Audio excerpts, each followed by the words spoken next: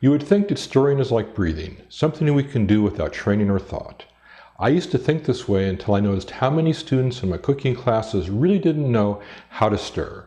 When I asked them, why are they stirring a pot, the response is usually because the recipe says to.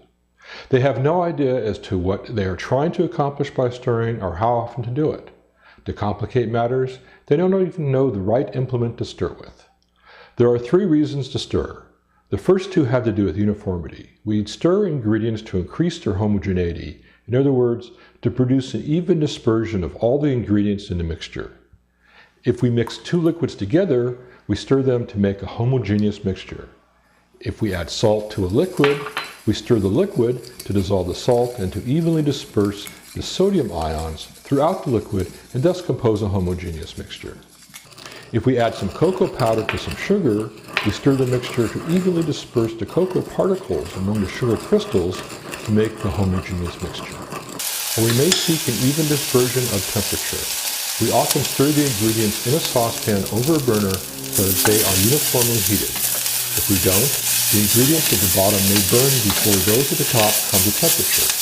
Some liquids which are not subject to burning will heat with sufficient uniformity due to convection currents in the liquid. This is the case with water when we bring it to a boil. Other, especially thick liquids and all mixtures of solids will not heat uniformly without stirring. The last reason for stirring is less common. We stir to judge a mixture's viscosity. Usually this is done while thickening a liquid by either reduction or by the addition of thickening agents. We stir to check if the process is complete. Anyone who has cooked even just a little can probably name a number of common kitchen tools to use for stirring, such as spoons, spatulas, or whisks.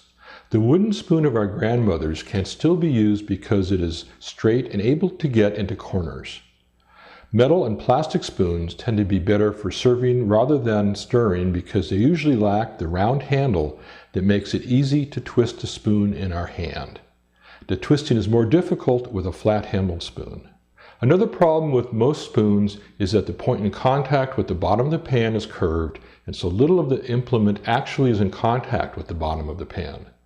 This makes it more difficult to prevent ingredients from heating too rapidly or burning. My preferred tool for stirring is a wooden spatula. It feels good against the surface of the saucepan or a mixing bowl. Its almost round handle means that it will feel comfortable in my hand too. The flat sides makes it easy to scrape clean against the edge of the saucepan and bowl, and it easily gets into the corners of the saucepan, which makes it simple to keep ingredients from sticking or burning.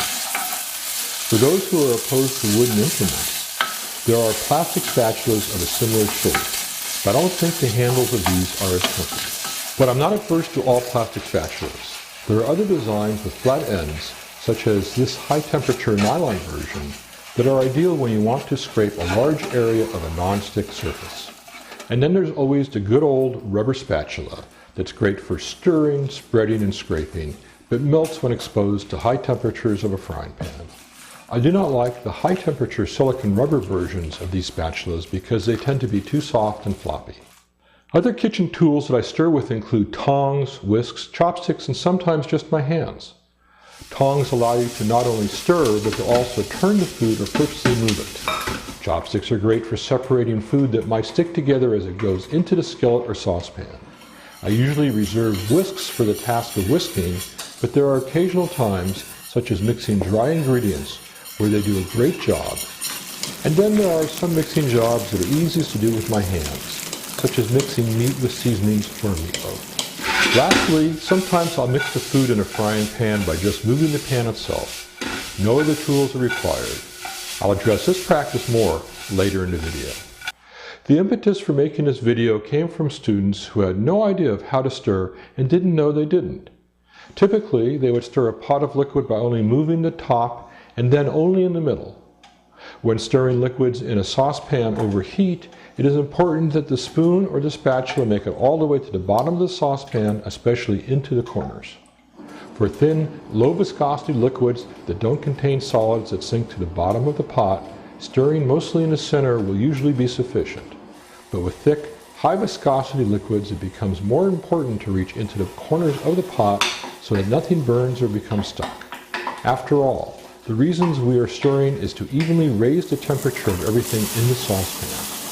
If you don't stir, the bottom may get hot before the top, and parts of the solution in contact with the bottom of the saucepan may burn. It is best to hold the spoon or spatula with a grip that is comfortable for both your hand and your entire body. Holding the stirrer like a pencil is usually the most comfortable, and this position allows us to keep our shoulders down. Even when we are just stirring to combine ingredients off the heat, I find this way to hold the stirring tool the most comfortable.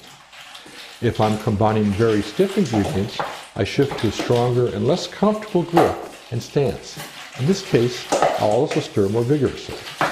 When the items to be stirred are in a frying pan, I'll often eschew the spoon or spatula and shake the pan to flip the contents. In this manner, I can quickly turn the entire contents at once and move on to other activities in the kitchen. Sometimes the pan needs only to be shaken to move items around, and other times there is just too much in the pan. Then I'll use some tongs to grab or flip parts of the pan's contents, or I'll use a combination of methods. Each circumstance is slightly different, and you need to learn which methods are both appropriate and efficient. By the way, to learn how to flip food in a frying pan, practice with some rice or dried beans in a cold pan. If you are particularly messy, you can even practice outside. Remember that the motion is mostly back and forth with just a little up and down.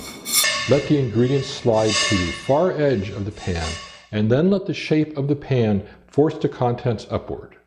Finally, move the pan away from you to catch the contents. The other problem I've seen with students is knowing how often to stir. Some students want to stir water while it's coming to a boil, and others never think to stir a sauce that's reducing slowly over a low burner. It's not always the student's fault.